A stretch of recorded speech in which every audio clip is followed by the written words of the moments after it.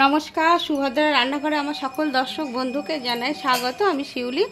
আজকে আমি আমার একটা খুব স্বাস্থ্যকর আর শরবতের রেসিপি নিয়ে এসেছি। তো শরবতের রেসিপি বানাতে আমি কী নিয়েছি দেখো, এগুলো হচ্ছে মিচড়িগুলো আমি ব্লেন্ডারে দিয়ে একটু গুঁড়ো করে নেব প্রথমে। আর দেখো আমার মিচড়িটা গুঁড়ো করে নেওয়া হয়ে গেছে। এবারে আমি এটাকে বাটির মধ্যে ঢেলে নিলাম। এবারে আমি তোমাদের দেখাবো হচ্ছে এটা হচ্ছে মৌরি আর এটা হচ্ছে জিরে আর এগুলো হচ্ছে গোলমরিচ। তো আমি এবার মৌরি আর জিরেগুলোকে আমি গুঁড়ো করব একটা একটা করে। প্রথমে মৌরিটা গুঁড়ো করে নেব, তারপরে জিরে গুঁড়ো করব। আজকে আমি মৌরি জিরে দিয়ে এসব দিয়ে আমি শরবত বানাবো, খুব একটা হেলদি শরবত হবে। দেখো আমি মৌরিটা আর জিরে আর গোলমরিচটা গুঁড়ো করে রেডি করে নিলাম।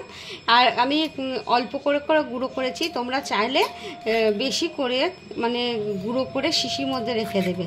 আর শিশির মধ্যে রেখে দিয়ে তারপরে এটাকে যেদিন ইচ্ছা হবে মানে সেদিনকেই খাওয়া যাবে।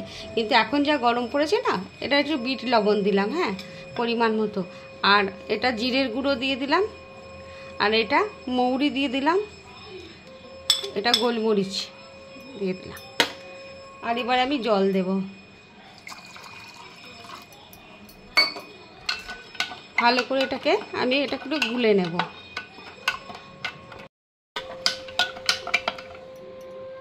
দেখো আমার গোলা হয়ে গেছে। আর একটু আমি জল দিয়ে দিলাম, ঠান্ডা জল। এবারে এটা হচ্ছে লেবুর রস দিয়ে দিলাম স্বাদ মতো। কিছুটা বরফ দিয়ে দিচ্ছি, আইস কিউব দিয়ে দিলাম।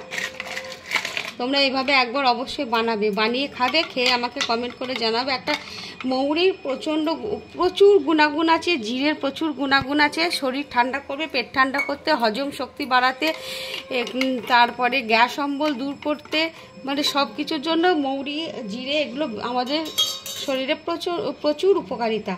তোমরা এইভাবে একবার অবশ্যই বানিয়ে খাবে।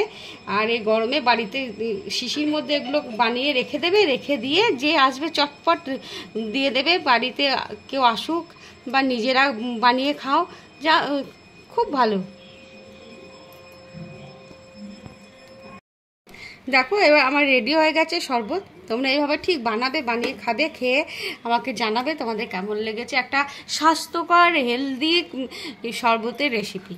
তো তোমরা সবাই ভালো থাকবে, সুস্থ থাকবে। তোমাদেরকে সকলকে জানাই অসংখ্য অসংখ্য ধন্যবাদ, অনেক অনেক ভালোবাসা, নমস্কার। আর এই গরমের মধ্যে এই শরবত বানিয়ে খাবে।